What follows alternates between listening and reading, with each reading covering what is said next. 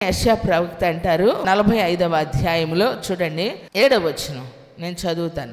నేను వెలుగును సృజించిన వాడను, అంధకారమును కలుగు చేయువాడను, సమాధానకర్తను కీడును కలుగు చేయువాడను నేనే, యెహోవా అను నేనే వీటన్నిటినీ కలుగు చేయువాడును. ఆకాశ మండలమును నీతిని కురిపించినట్లు అంతరిక్షమా మహావర్షము వర్షించుము. భూమి నెరలు విడిచి రక్షణ ఫలించినట్లు భూమి నీతిని మొలిపించును గాక. యెహోవానగు నేను దాన్ని కలుగ చేసి ఉన్నాను. మట్టి కుండ పెంకులలో ఒక పెంకై ఉండి తన్ను సృజించిన వానితో వాదించు వానికి శ్రమ. జిగటమన్ను దాన్ని రూపించిన వానితో నీవేమీ చేయుచున్నానని అనదగునా? వీనికి చేతులు లేవని నీవు చేసినది నీతో చెప్పదగునా? చాలండి. చూడండి ప్రియులారా, దేవుని సన్నిధిలో ఉన్నటువంటి మన జీవితంలో మనకు ఒక మంచి క్లారిటీ, అంటే దేవుడు ఎందుకు ఇలా చేశాడు అనే పదం మన నోటికి రాకుండా ఉండేదానికి మనం ఈరోజు మంచి అయినా అది చెడైనా అక్కడేం రాయబడింది? వెలుగును సృజించినవాడు, అంధకారమును కలుగు చేసినవాడు, సమాధానాన్ని కీడును కూడా కలుగు చేయవాడను నేనే. అది ఎంతమంది గ్రహించుంటారంటారు భక్తులు? అతి కొద్ది మంది మాత్రమే గ్రహించారు ప్రియులారా. అందుకని యోబు అంటారు కదా తన భార్యతో, ఏమండి, మనము మేలే అనుభవింపదగునా కీడు అనుభవింప తగదా? అంటే మేలుల కొరకే క్రైస్తవులు బాధపడితే, ఉపవాసం ఉంటే, ప్రార్థనలు చేస్తే, జీవితంలో శరీర సంబంధమైన కార్యాల కొరకే మనిషి ఆలోచిస్తూ చింతిస్తూ దుఃఖిస్తూ ఏమండి మనము వేదనకు గురవుతూ ఉన్నట్లయితే బాధపడతా ఉంటాడు.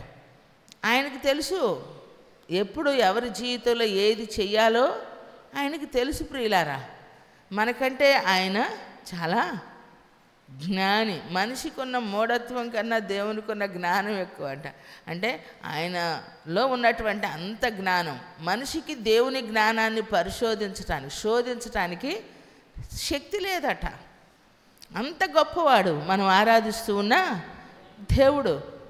మనల్ని ఎవరిని ఎలా ఆయన ఏ ఉద్దేశంతో నియమించాడో అది ఆయనకి ఎరుక తెలుసు ప్రియులారా. కానీ కొన్నిసార్లు మనం ఏంటంటే సహజంగా మనుషులంగా మన అంచనాలకు మించి మన ఆలోచనలతో ఏం చేస్తామంటే మనం హద్దులు వేసుకుంటూ ఉంటాం, మనం గిరులు గీస్తూ ఉంటాం. కానీ దేవుడు మన కొరకు నిర్ణయించిన కాలం ఒకటి ఉంది. అది దేవుని మహిమ కొరకు మనము చూడాలి. ఎందుకంటే లాజరు మరణిస్తాడన్న సంగతి యేసుప్రభువు వారికి తెలుసు ప్రియులారా. కానీ ఆయన రోగి అయి ఉన్నాడన్న సంగతే వాళ్ళకి తెలుసు, చుట్టూ ఉన్నవారికి కదా. కానీ వారు చెప్పినప్పుడు యేసుప్రభువు వారు వెళ్ళారా? వెళ్ళలేదే. కానీ చనిపోయి 4 దినాలు అయిన తర్వాత అంటే మర్చిపోయాడా చెప్పండి? గుర్తుంది. ఏమంటున్నాడు? లాజరు నిద్రించున్నాడు, మనం వెళ్ళాలి అంటాడు. వీళ్ళంటారు ప్రబుద్ధులు, తెలివి కలిగిన వాళ్ళు, ప్రతి సందర్భానికి ఉంటారు మన లాంటి వాళ్ళు గ్రూపు. ఏమండి, నేటికి చనిపోయి లాజరు 4 దినాలయ్యి కుళ్ళిపోయి ఉంటుంది, వాసన కొట్టిద్దంటే ఏమండి అతడు చూడండి దేవుని సన్నిధిలో ఆయన అంటారు అతడు నిద్రించుచున్నాడు. అతనికి వచ్చిన ఈ వ్యాధి మరణం కొరకు వచ్చింది కాదు, తన కుమారుడు మహిమపరచబడుట కొరకు. చబలగొట్టి దేవుణ్ణి స్తుతిద్దామా. అంటే దేవునికి తెలుసు లాజరు రోగి అయి ఉన్నాడని.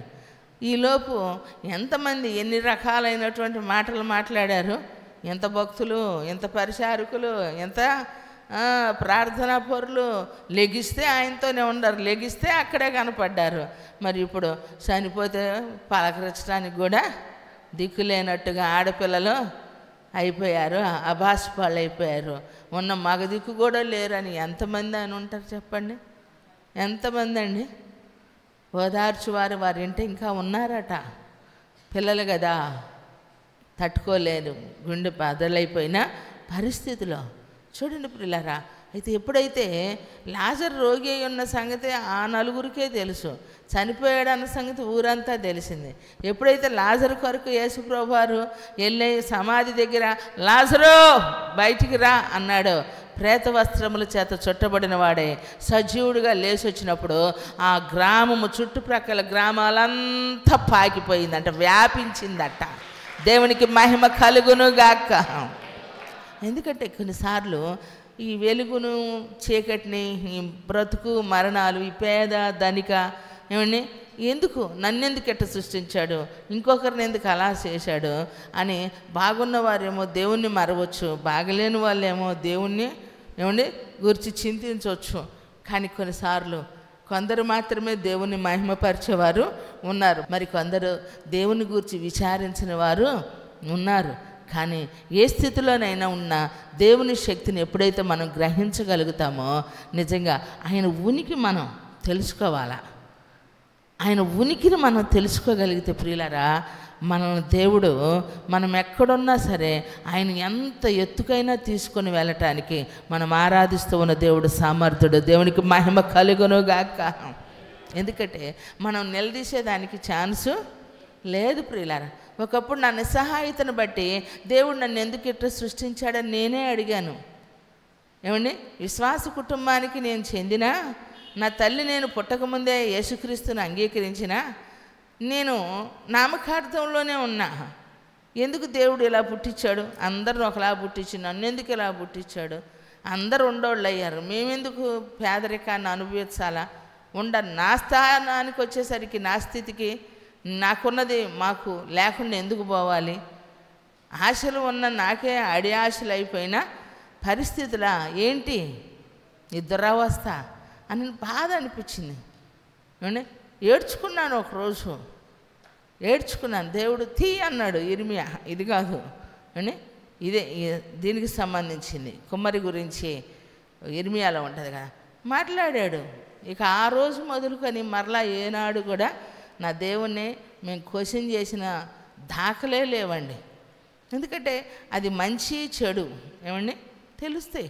మేము పాత మందిరంలో ఆ మూల కూర్చొని అబ్బాయి దగ్గర ఉన్న ఆ మూడో కాన అప్పట్లో అక్కడ కూర్చున్నా. నేను దానికి ఆరోగ్యం కలుగు చేస్తున్నాను, నేను ప్రార్థన చేస్తున్నా. ఒక వ్యక్తి వచ్చి నా భుజం తట్టి అంటున్నారు, ప్రార్థనలో గారెల పిండి ఎగిరిపోయిన సమయంలో ఒక వ్యక్తి అన్నారు, హాస్పిటల్ తీసుకెళ్ళాలి అమ్మా, జాలంటే మా గుండెలు తట్టుకోలేవని దేవుడు తన దూతను ఏం చేశాడు, భుజం తట్టి ముందే బయలుపరిచాడు.